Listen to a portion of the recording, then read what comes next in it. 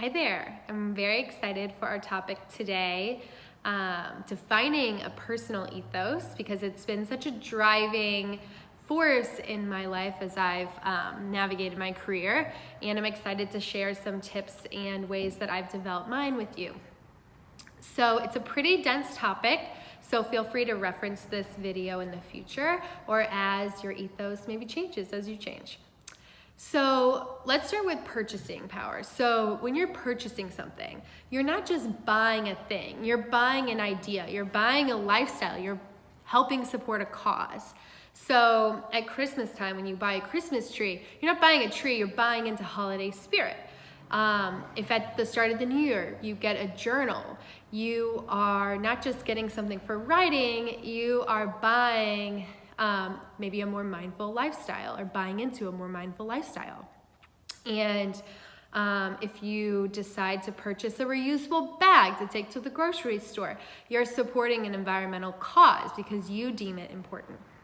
So it's important when we're talking about our ethos that we understand that people buy into values. And to have people resonate with your values, you have to know them and you have to clearly articulate them to other people. First, let's define ethos and values. Your ethos is a statement of intention for how you want to live your life. Your values are the guiding principles for how you are living out your ethos on a daily basis. So to start unraveling these guiding principles, we first need to understand the passions and curiosities that are already guiding us in our life. So an example of a personal ethos is seek out inspiration to inspire others, or invest internally so I can give outwardly, which is my personal ethos actually. So an ethos can be a simple, abstract statement that really is, where do you come back to? What is guiding your life and what do you want your purpose to be? Very big question, but very simple statement. So I have some journal prompts if you're feeling stuck on I'm not exactly sure what mine should be. So some prompts for your writing would be, what do I do for myself? What do I do for others? Where do I want to grow? Where do I choose to sacrifice? Begin writing and allow it to come to the surface and see if your personal ethos kind of comes out as a simple, vague sentence that can be applied to many areas of your life as you continue to change and evolve. Now the question is, how do I go about living out my ethos? And this is where values come in. So there are so many great sources for discovering your values and finding a set that really applies to you.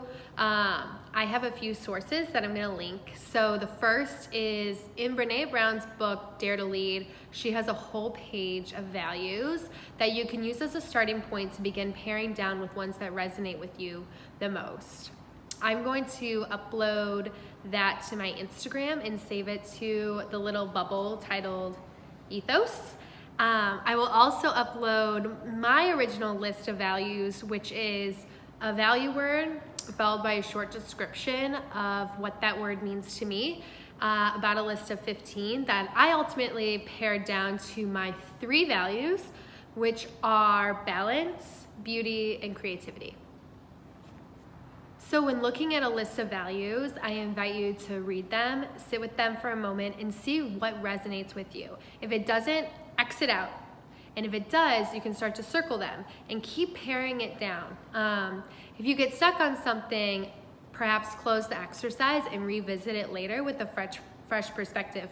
Because the tricky thing about values is anything on the list could be deemed as important. There's things like family, education, financial security. I mean, these are all things that everybody knows are important, but they don't have to be your guiding principles in life, and that's what we're looking for. So one of my values is beauty, and I'm someone who feels inspired by being surrounded by beautiful things, a beautiful space, being surrounded by the outdoors. I'm most productive in a well-lit, clean environment, and a really sterile or chaotic environment completely depletes me. And knowing that is why it's one of my values. I also really love to offer beautiful things into the world, beautiful words, beautiful gestures, beautiful clothing. So while beauty may have one obvious interpretation, to me, it's something that holds so much meaning.